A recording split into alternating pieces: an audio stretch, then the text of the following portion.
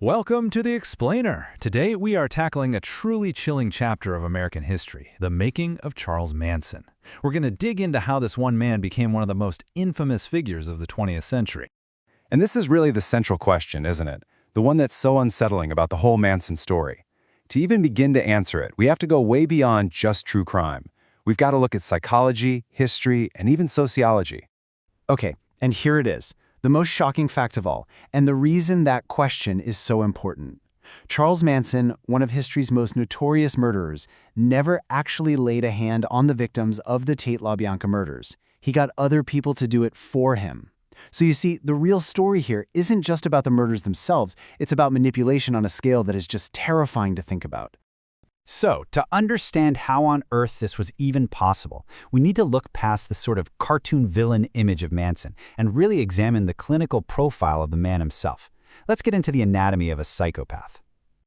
And let's be super clear about this. Psychopathy, it's not just another word for evil. It's a specific, clinical personality disorder with a very defined set of traits. We're not talking about someone having the wrong emotions, we're talking about a fundamental absence of them.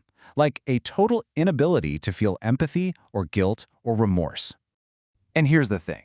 Manson's entire life story maps almost perfectly onto the clinical checklist for psychopathy, the PCLR. These bullet points you see, they aren't just descriptions of his personality, they're literal diagnostic markers. His grandiose sense of self-worth. I mean, he thought he was going to be bigger than the Beatles. The conning, the manipulation, the total lack of guilt, and that parasitic lifestyle, just living off other people his entire life.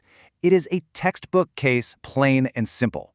So you look at his early life, and it wasn't just troubled. It was basically a masterclass in manipulation. Spent almost entirely inside institutions. Just look at this timeline.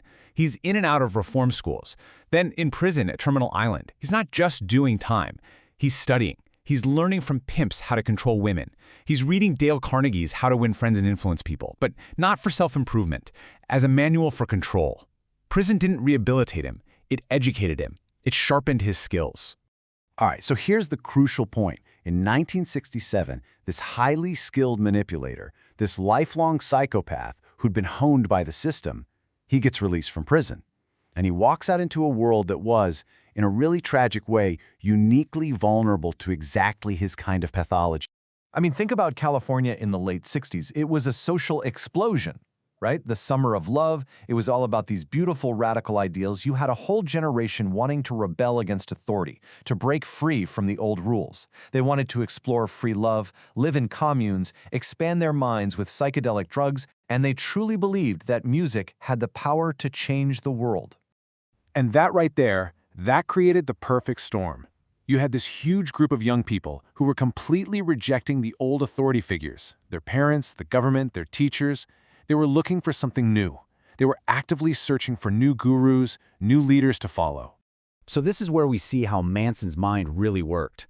He saw this world of idealism, and he took every single one of those beautiful utopian ideas, and he systematically twisted each one into a powerful tool of control. Let's start with drugs. For the counterculture, right, LSD was seen as a key to spiritual awakening, a way to find a higher consciousness. But for Manson, it was a brainwashing tool. He would organize these daily group LSD trips, not to help people find themselves, but to systematically break down their egos, to make their minds vulnerable so he could plant his own ideas inside. And what about free love? That ideal of sexual liberation. He twisted that into a system of total sexual control. What was supposed to be about freedom became a weapon. He basically ran his family like a pimp, directing the women to sleep with him and other men to gain favors or recruit new male members. It's a direct copy of the playbook he learned from those pimps back in prison. It's the same story with the idea of community. You know, groups like the Diggers were all about generosity, offering free food, free housing, but for Manson, this was just the perfect cover for his classic psychopathic trait, a parasitic lifestyle. The family never worked, ever. They just lived entirely off the kindness of others. So what looked like this noble rejection of materialism was, in reality, just plain old exploitation hiding in plain sight. So, just how effective was this brainwashing? Well, listen to this quote from his right-hand man, Tex Watson. He explains the terrifying logic Charlie drilled into them. He said that once you die to your ego, fear just doesn't exist anymore. You're already dead, so nothing can scare you. You're free to kill. I mean, think about that. This goes way beyond simple manipulation. It's the complete erasure of a person's self, their fear, and their entire moral compass. But even with all that control, this cult wasn't a killing machine. Not yet. It needed one final push. It needed a catalyst to turn violent. And this is absolutely crucial to understand. Manson's ultimate goal, his lifelong obsession, it wasn't murder. It was fame. He genuinely believed he was a musical genius who was destined to become a massive superstar, bigger than the Beatles. His followers, the whole commune, to him, they were just the entourage he was building for his inevitable startup. So, what happens when a psychopath with that kind of grandiose ego gets told no? Well, after he was rejected by a music producer named Terry Melcher, Manson's entire narcissistic worldview just shattered. All that ambition turned into pure rage. He wanted revenge. Revenge against the whole system, the piggies that had rejected him. And that's where he came up with Helter Skelter. It was this completely bizarre, paranoid prophecy. He took lyrics from the Beatles' White Album, mixed them with his own racist ideas, and created the story. He told his followers they had to start an apocalyptic race war. And just like that, he gave them a divine purpose, a mission from him, to commit murder. So the Tate LaBianca murders were anything but random. They were a calculated, theatrical performance.